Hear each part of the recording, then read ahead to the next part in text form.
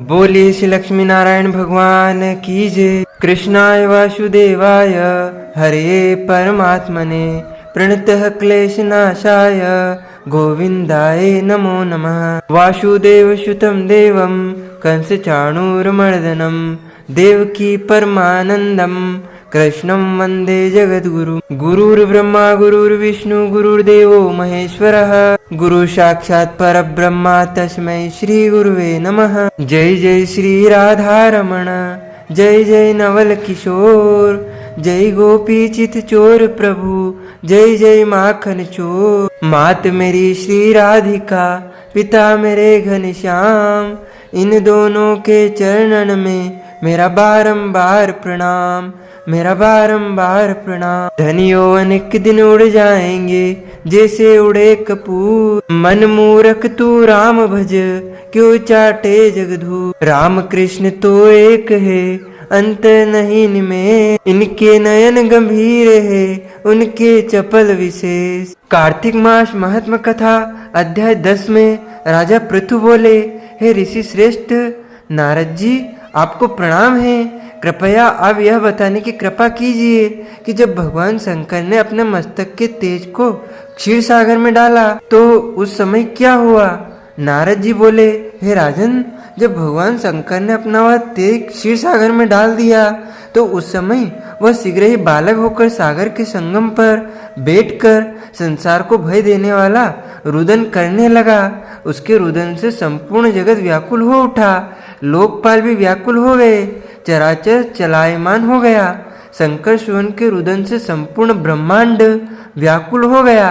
यह देखकर सभी देवता और ऋषि मुनि व्याकुल होकर ब्रह्मा जी की शरण में गए और उन्हें प्रणाम कर उनकी स्तुति करने लगे।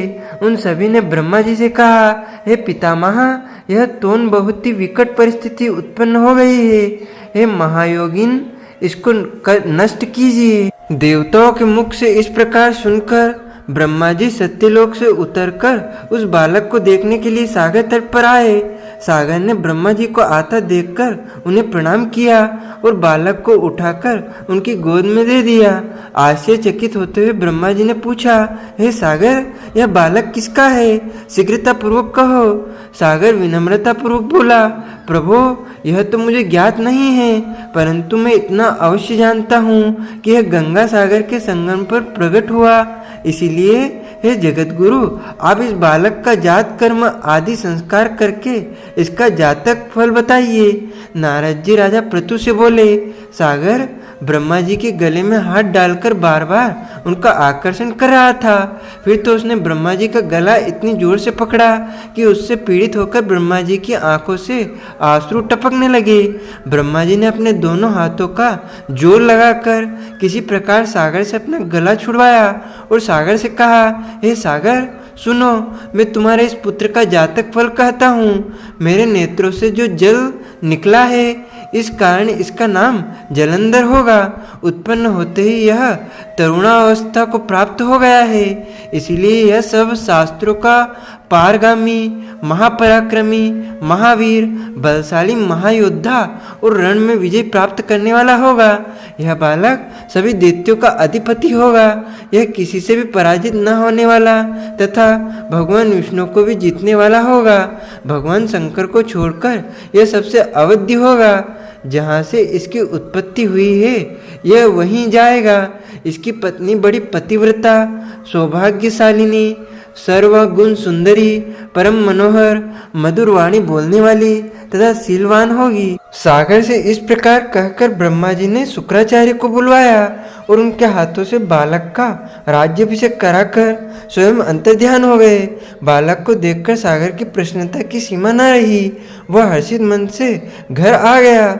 फिर सागर में उस बालक का लालन पालन कर उसे पुष्ट किया। फिर कालनेमी नामक असुर को बुलाकर वृंदा नामक कन्या से विधि पूर्वक उसका विवाह कर दिया। उस विवाह में बहुत बड़ा उत्सव हुआ। श्री शुक्राचार्य के प्रभाव से पत्नी सहित जलंधर दैत्यों का राजा हो गया। बोलिए श्री लक्ष्मी नारायण भगवान की जय। श्री कृष्ण कन्हैया लाल की जय।